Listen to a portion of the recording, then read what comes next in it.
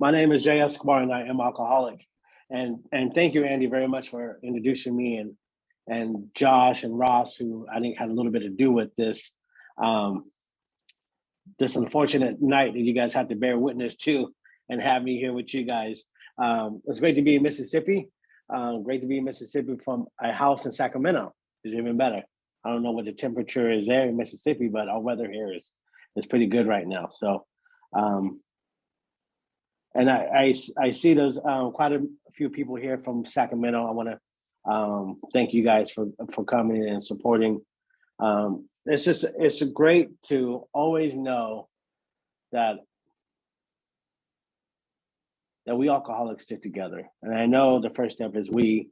And I saw that on the board, and I'm like, that's all right. I kind of like to drink by myself, but I get here and I see what the we program really means.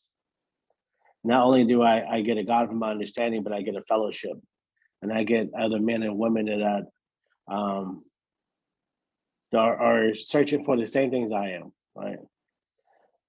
Who are still looking for a solution for alcoholism, right? And it's not just you don't get it once and then you're good, right? It's something that we always got to be searching for and seeking, and we always need each other. Um, Even if it's just a small way of just calling somebody and talking to somebody, or hey, how about this, or 10 step, or hey, how you doing, or a little card on your anniversary date. Those things speak so much volumes to me. It was definitely a different story about 10 years ago, a little over 10 years ago when I got here. Um, so a little bit where I kind of come from, and I'm not gonna explain to you this is why I'm an alcoholic. This is kind of how my life was and kind of what it looked like, so I could be relatable. Um, but I come from a little town, probably like you guys, a little town you have there. Wasn't very many people in this town. It was west of Sacramento. We called it Broader, California. And I had a pretty good life there. My grandmother kind of lived next door to us. So she always made sure we were behaving. And and I don't know if some of you guys remember, I was really young, but Dukakis ran to be president. And she was the headquarters for Yellow County.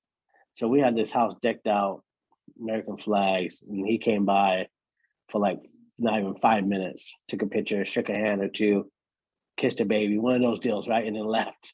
And we worked days on this house to make sure it was tip top shape.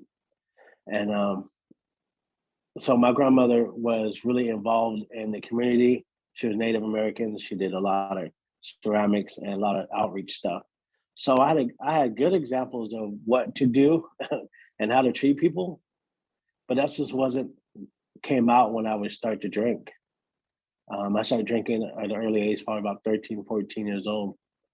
And I always wanted to be a part of something. And so it was real easy just to pick up a drink. And the neighborhood I came from, small Hispanic neighborhood, there was a little gang there. And it kind of felt like a club. I think this gang was a lot different back then than they are today. Definitely. Because I think most of the time that we kind of hung out, we kind of taking care of each other, right? I didn't always have a hot meal to eat. I wasn't always walking home, or it was too late to even go home, and I could stay at their house, right? Um, I'm not saying we were always like that. I'm not saying we didn't do some things to harm other people, or steal stuff out of your front yard, or maybe you left your keys in your car, or maybe we needed your car for a little bit, and so we borrowed yours. I'm not saying we're innocent, but it was more of a community and a family I felt when I got here, when I got there to them, and I drank like they did, right?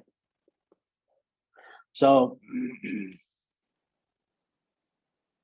so it wasn't always a drink involved, but like it describes in this book, that the obsession and the phenomenon of craving that would happen when I took that first drink.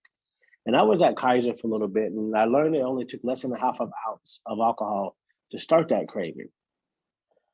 And I can see that to be true, because not only would I just have a couple of drinks, but I would go all the way until there isn't no more going. And Taiwan, you have to add to that night so you could drink even longer, if you know what I mean. Um, but then drinking still got involved again too once you felt a little straight. Um, and it wasn't because I was sad, mad. I drank for any reason. I was one of those that drank no matter what. And and I appreciate this book and how I related to it when it was opened up to me when I got my sponsor. I got my so the only reason why I got my sponsor because I was court ordered to go to not only court ordered but my job summons me also to go to rehab and I'm at Kaiser. And luckily for me, I was able to knock out my DUI classes um and my it was a DUI class I had, and then at Kaiser to I was able to go to Kaiser to double up on both of these, because I had so many classes I had to go to. They let me go ahead and do just one. So I was appreciative of that, and they wanted me to do a little court card, and and the reason why I had to do that because I'm just one of those guys who just doesn't know how to drink and stay home. I want to drive, right? So I get a DUI in Yellow County in West Sacramento, and and I get picked up for a couple of other charges as well as I'm drinking. They wasn't quite sure what I was under the influence of. It took a few hours to figure that out. They put me in a dark room in a light room, and they're trying to see if my eyes are dilated, and one eye is dilated, one's not, so they don't know what to do with me, right? So, anyways, it's under the influence. I get that charge, and then within 29 days of each other, I'm trying to go Lake Tahoe to the Harris with my friends with his car. He's in jail, and and I said, "Can I borrow your car?" He goes, "Yeah." And I go over to pick up the keys from his mom. His mom said, "No, you can't borrow the car unless you take me with you." So she got in the car too, right? And then she had money. I don't have any money, right? And she was willing to treat. Well, I didn't know. Um, in that arrangement, she wanted a little bit more. That I was wanting to give her, right? For all that liquor she bought. And of course, we get pulled over, and I get a DUI, and they let her go. She had to walk because she was drunk, just as drunk as I was, and she had to walk and come get the car the next day. So, like any good alcoholic, I bail out because I'm not so tough when I'm sober and I'm in the jail, right? So this will be the second time I bail myself out, and and if you ever get in a place in a town where you don't know how to get home, you could get a Greyhound, right? And if you have an ID, you could give them your ID if you have no money. But as soon as you got to your location, you had to pay to get your ID back. So I did that. Well, I don't have any money, and I could not have any use for that ID anymore, right? Because my license was suspended, right? So I left Greyhound from downtown Sacramento and walked over the bridge to West Sacramento. Uh, and that's just kind of how it looked for me. And that's why my job offered to send me to Kaiser to rehab, or it was either that or resign or be fired. So I think probably getting fired would have been the easier, softer way, but I did not. Um, I had a couple of kids at the house at the time. They were pretty young, two kids, and I was responsible for them. So I felt a responsibility to them, but not that I ever stopped drinking because of them too. So it's kind of a weird little setup. I never will put their needs or wants before mine, but I knew they were mine and I had to take care of them the best I could. And so I'm at Kaiser and I'm going to this meeting. It's a young people's meeting. This will be my first sponsoring Alcoholics Anonymous, and I'm at this meeting just because I'm not really sure about AA as a whole, and if I'm really truly done.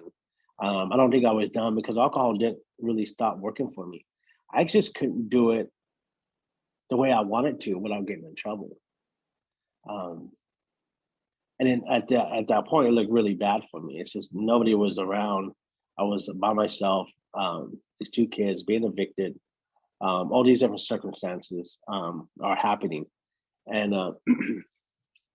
and that's just thinking. I think it talks about in this book. It says men and women drink essentially because they like the effects produced by alcohol. The sensation is so elusive that while we're meant injurious, they cannot, after a time, differentiate the truth from the false. That was me. That was me all the time. That would be me within an hour. That's how my brain worked and my alcoholism worked. I knew I shouldn't be doing this, but I'm doing it anyways. I'm at work drinking, but I'm in the bathroom longer than I should be. Taking way too many bathroom breaks, right? And I'm having me I'm having me ate maybe for a couple of days. I'm in the bathroom way too long. There's someone that hasn't ate, right? I'm just in there drinking. and and not to give anybody any ideas or anything, but I had other issues too that I would partake in too at work. And I saw in the movies that if you would smoke and if you flush the toilet at the same time, the smoke would be sucked into the toilet. No, that doesn't happen in a high-rise building. I work at 300 Capitol Mall. I'm on the eighth floor. Those things are so powerful that smoke blows back up at you, right? So then not only am I a little buzzed, but now I smell like chemicals, if you know what I mean. And I have to go back to work like this. So of course, none of that worked very well for the state of California and my little job that I had in the mailroom. And I couldn't even do that, right? How you not even do the mailroom correctly? How can you not open his envelopes correctly and lay them flat and take the staples out and get them to the right department? I couldn't even do that. So I don't blame them for threatening everything they could. So I'm at that Kaiser, just trying to hold on to whatever I have left. I know I might have a little problem. I know my life is unmanageable, but I don't know if Alcoholics Anonymous could help me because I don't even know what that looks like, to be honest with you. So thank God when I'm at that young people's meeting in McKinley Park, and two men kind of get in my way for me getting my court card. I'm just trying to get out of there, right? I need this thing. I need this thing signed, and I haven't received the stamp date that I ordered online to stamp my own card yet. So I kind of need to go to this meeting still. And thank God I didn't get that stamp in time before I got the sponsor. He gave me this number. He asked me if I had a sponsor. And I said, yes, I got a sponsor. Of course, I'm offended, right? As if, don't you look at me? I'm looking great. I'm having like a month and a half sober and I'm just thirsty. Like I need a drink, right? You can just tell I'm just a mess and I'm not sleeping right and I'm thirsty, right? I need a solution of alcohol, which worked for me even till the end, right? So I call that man and I call him when it's I called him when it was a rude time to call somebody because I'm just inappropriate and I'm rude and I think about myself and I was just gonna tell him thanks for no thanks, I got a sponsor. And that's not what I said. I said, yeah, I don't know how to not feel the way I feel, how to stop using and drinking. And I didn't know I didn't know I felt that way. I didn't know I wanted help. I think that was just something that I think it might have been the first time that maybe God is spoken through me to somebody else. That might have been the first time, to be honest with you, because I normally don't ask for help. And I knew I had a couple of problems in my life, but I don't think I was that bad. I just read to you. It's just thought this life was a normal one for where I come from. Right. Um, but when I read it, when it says, I said like the sensation what it produces. That's the same thing for me today. I don't like the taste of alcohol, but I like the effects produced by it. And that's just like with coffee. I had coffee this morning. Somebody brought me coffee at work, and I didn't like it because there wasn't enough creamer in it. So it's the same thing. I like the effects produced by it, but I don't like the way it tastes. I don't know. And now I'm gonna get, um, I'm not gonna be a real AA drinker, coffee drinker now by saying that out loud. Um, but that's just dope. But I do love the effects produced by it. You know. So it kind of just been that's kind of been my story at the very beginning. So I gave this thing a little chance.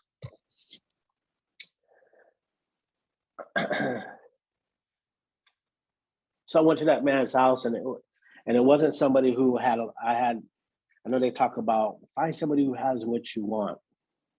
I have no idea what that means. What do you mean? I'm I'm not the sharpest one. I mean, you got to tell me a couple of times. You got to explain it to me. Even today, my sponsor something I said, he asked me a couple of times, what did you mean by that? That's exactly what he said. And I have to say it a different way because I'm just not communicating it correctly, right? But I go to, he tells me, come to my house, bring a big book, come to my house. And and I did, and I'm glad we didn't have nothing in common. Because we didn't talk about anything else but this book of Alcoholics Anonymous. We got into this book. We got into step 1, 2, and 3 that first day. I was on my 4-step papers, and I was told I had 1 week to complete it. And if I wasn't able to do that or wasn't willing to do that, then I would have to find a new sponsor. That this just wasn't going to work out for him. Okay, I don't know any different, right? I don't know any better. I know I don't read that well. I don't write that well, but I'm going to do the best I got, right? I'm at CDRP. We had a lot of downtime. We're sitting there on board. I could write a few words on these papers here and there, right? So I completed. He's at my house, and we're doing the 5th step. And it's almost like as if he's not even paying attention to what I'm saying. I'm like pouring out everything. And he's just, he's up and down in the kitchen getting some drink. I'm talking, just spilling out all this stuff. And I don't even know I'm supposed to be saying half this stuff I'm saying. Don't know if this is going to be used against me or what is the purpose of this? Is this really going to help me? And I'm done. And I'm sitting there like, okay.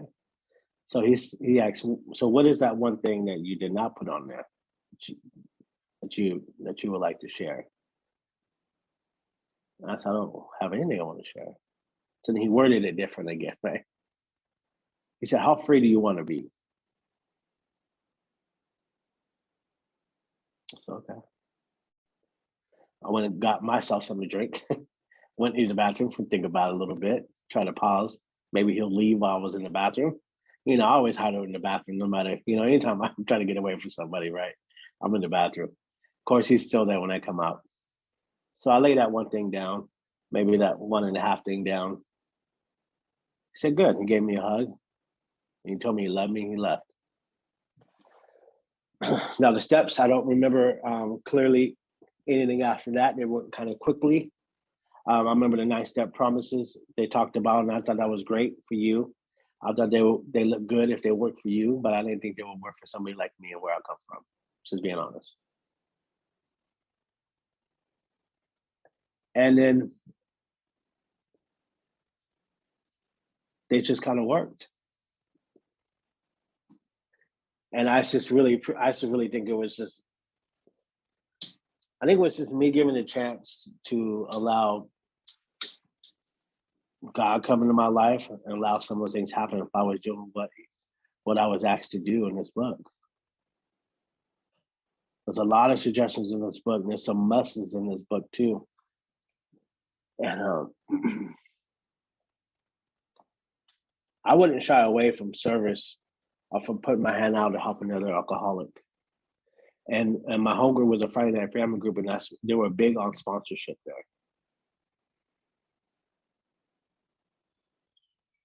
And there would be a little huddle out in front, and there was an hour before the meeting, right?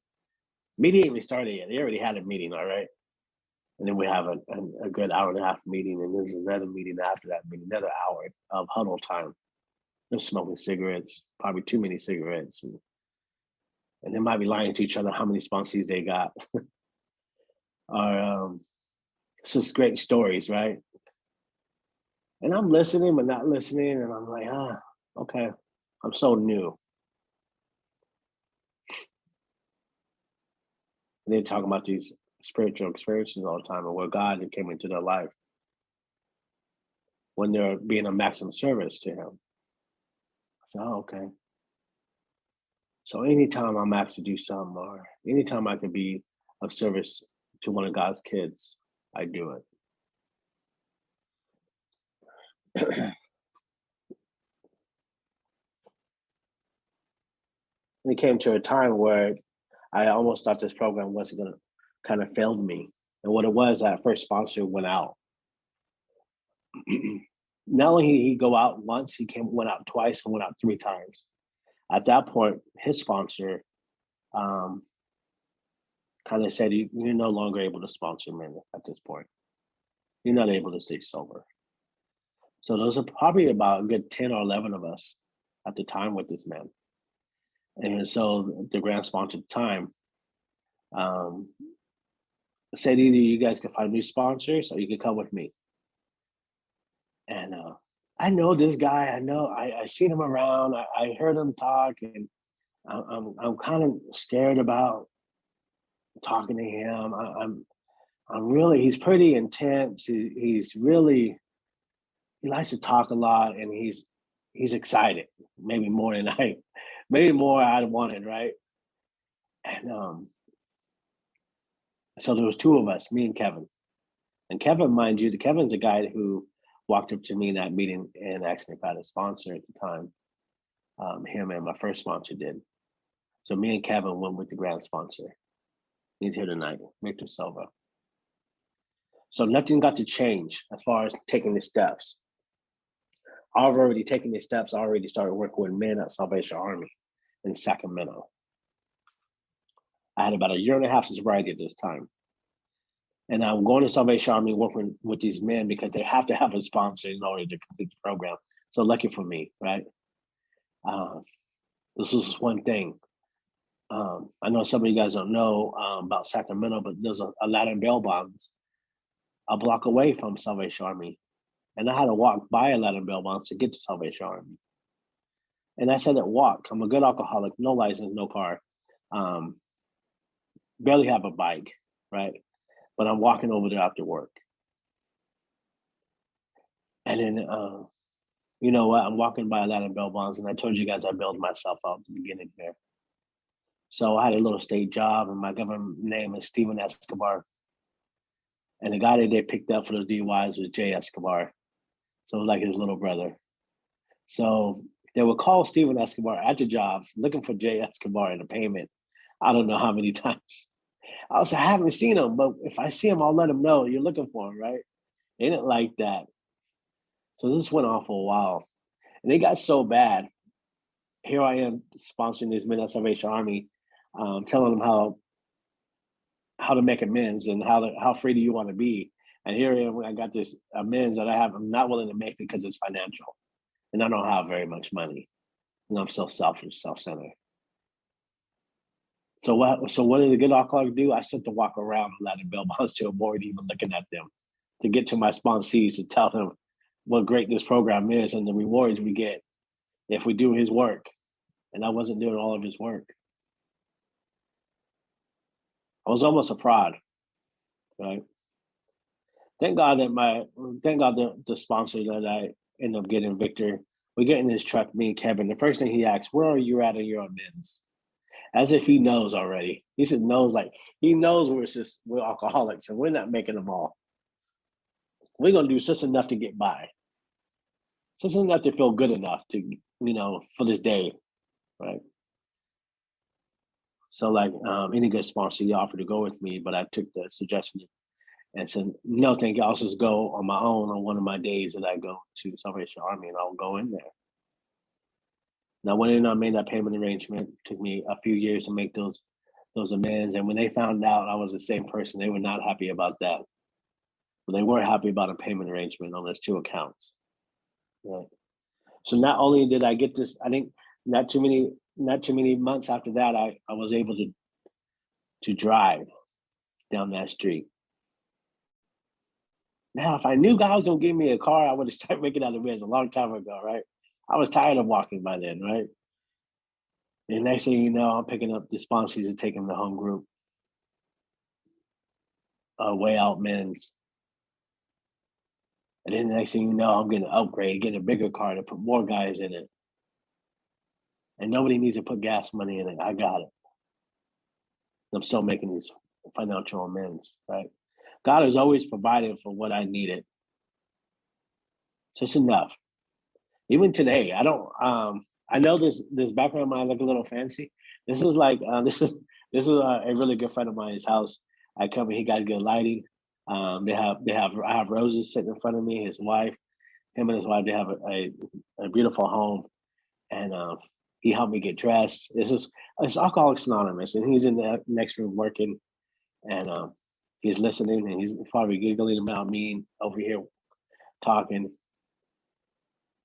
But I get to have friends today like this to be able to come here and do something like this, right? But I definitely come a long ways from where I come from, right?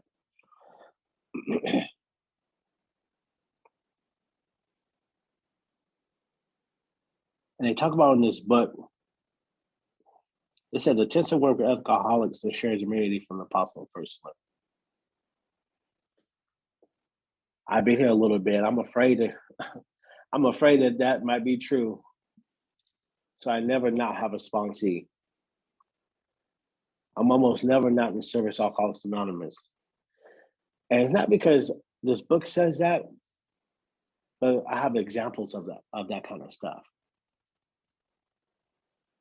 Examples not just I know them personally. Their numbers are in my phone.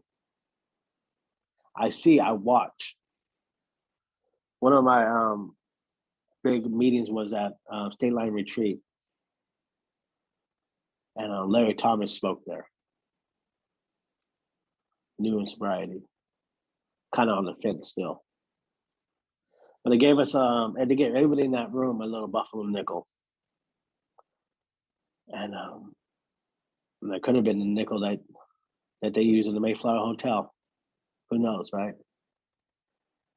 And I like to think maybe I got the nickel. Oh, maybe my nickel's worth a lot of money, right? Let me go check, right? Maybe I'm rich. Maybe I'll sell this to one of the AA members. They're like this, right? Pay me a lot of money for it. I heard already how much the big book was worth. Some of the first, second, and third ones, and but I heard Larry and I heard a message, and I hear a lot of messages by then, but it was different when it hit my heart. And I was on the fence, but it opened my heart up enough to where God was able to come in once again. And warm up my heart enough to appreciate everything Alcoholics Anonymous had done for me and my family at that point.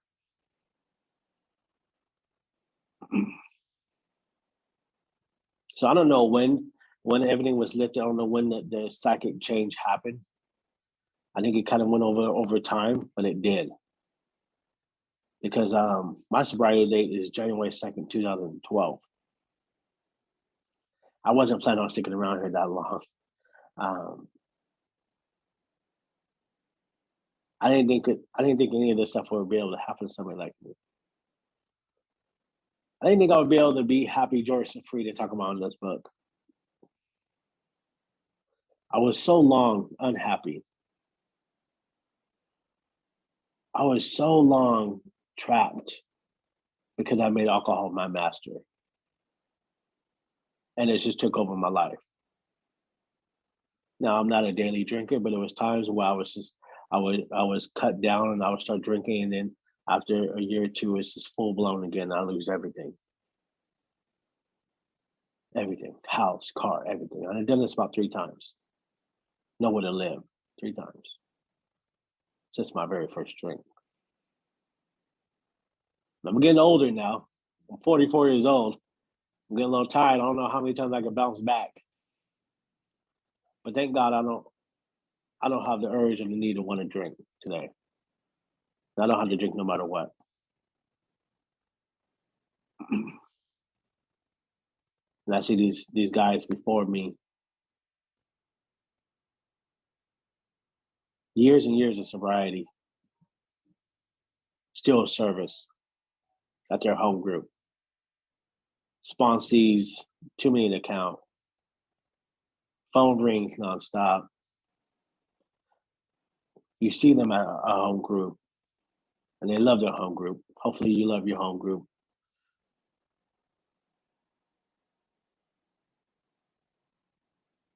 And why if they're doing that and they're happy and this and God has provided for them, maybe this could be for me too. I ain't looked back since. I've been in more places in Alcoholics Anonymous than I ever been in my life.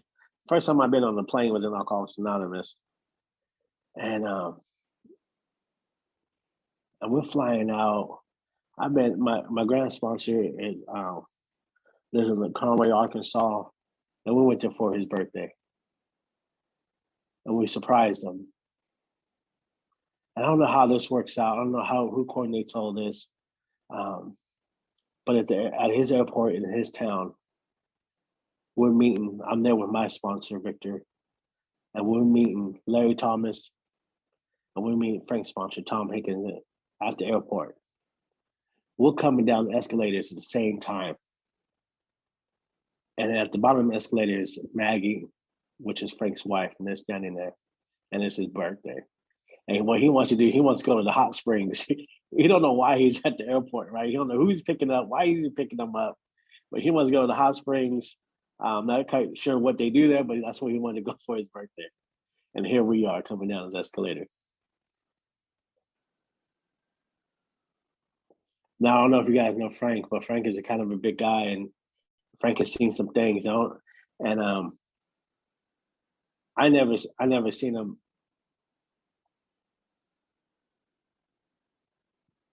I never seen him with so many emotions of joy and happiness and love at that moment. And I don't really know what's going on. I'm just doing what I'm told, right? I'm just showing up. I was told we're get this plane ticket. We're going here. Um, you know, we're going to be of service. That's all I'm told.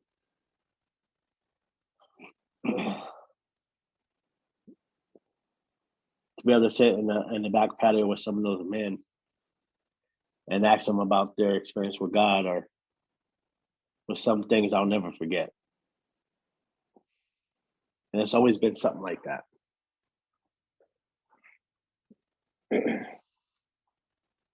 They said this thing would be Alcoholics Anonymous would this life would be the wildest dreams. I didn't really dream very big where I come from.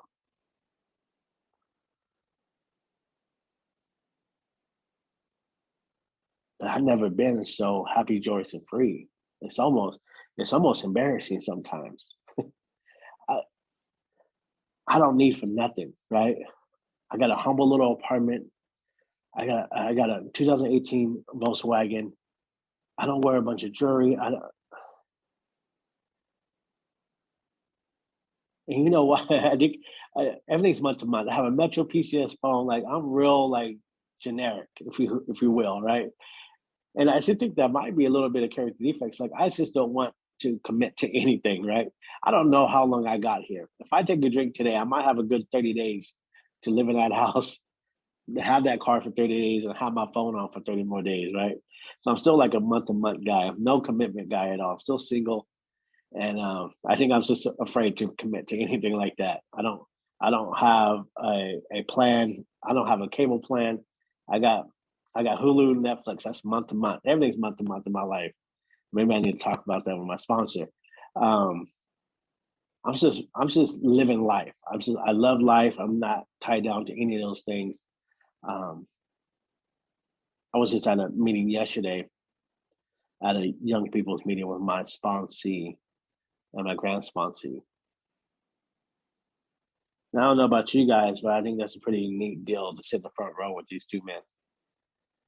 And we're talking for the meeting, and some of some of it's really good, some of it's really bad, and then there's a 10-step going on, and there's some inappropriate discussion going on, but we have to table that because we got to get to this meeting.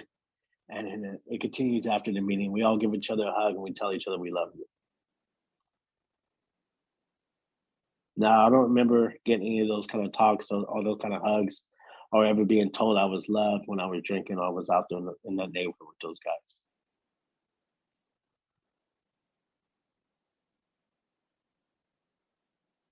So all this time when all this drinking, how it would make me feel in my heart, in my chest, the burning sensation, knowing I'm going to be okay, got replaced with I think love and God and you guys fill that void. So I never felt it necessary to take a drink again. But thank God for Alcoholics Anonymous, correct? And And not to be religious or anything, but God is in this book over 326 times, and I don't think that's by any accident. I think they knew what they were doing. I feel bad that they're trying to change some of it. I think it's exactly the way it was written, how it's supposed to be, and it's worked so long so far.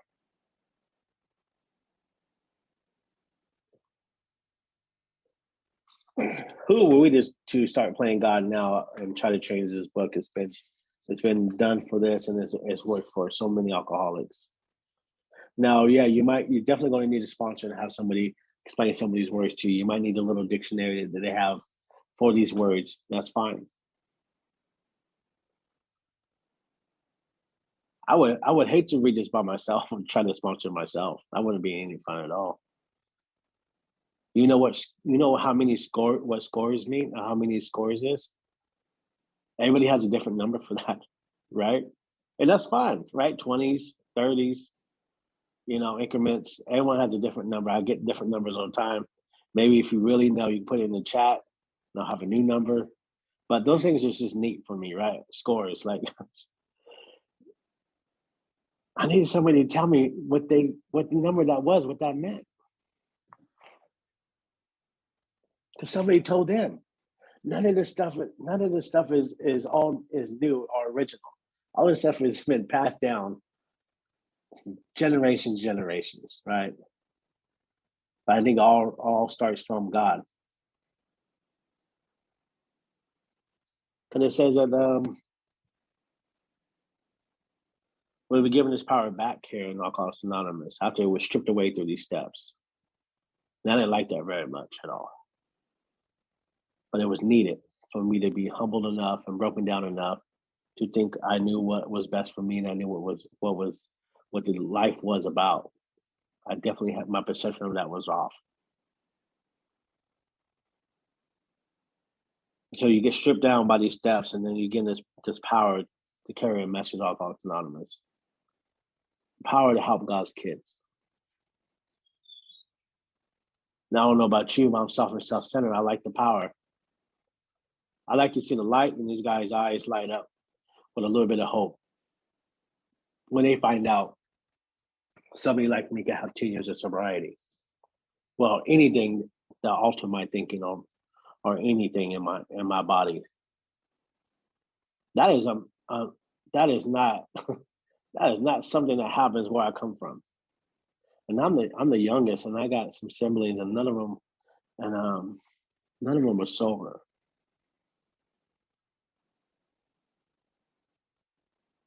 Not only say that because it's not always easy being the only sober one. Just to be honest with you, sometimes these people look like they're having more fun.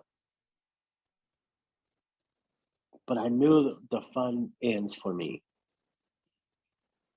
When they have more fun, they have less money. I don't know how that works. I can't even afford to drink and party like I used to today.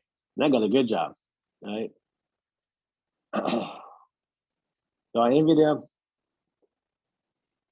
Maybe sometimes. But what I get from Alcoholics Anonymous and from God is more than I ever anticipated. And I'll never want to turn my back on that for a drink. I'll be forever indebted to Alcoholics Anonymous because not only did it give me a life, but it got me out of me long enough so I can enjoy some things. So not only did I have that job still, but I got a promotion of showing up on time, taking less bathroom breaks. And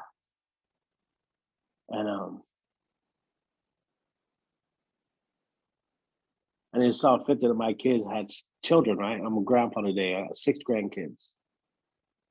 And none of them got to see me drunk. And they all want to come to Papa's house, right? And I told you I got the little humble little house, and they all still want to come over, right? And I got to pick them up today and not worry about drinking and driving and take them to the movies and not disappear in the bathroom, right? Those are big deals for me, right?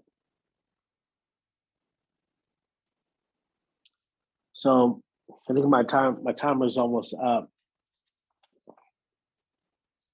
I want to read a little something, if you don't mind. This was read the other night. It's probably read all over the world all the time. It's on page 164. It says, abandon yourself to God as you understand God, and admit your faults to Him and to your fellows. Clear away the wreckage of your past. Give freely of what you find, and join us. We shall be with you in the fellowship of the Spirit, and you will surely meet some of us some of us as you trudge the road of a happy destiny. May God bless you and keep you until then. Thank you very much, Andy, for having me. Awesome, Jay. Thank you very, very much. Very cool.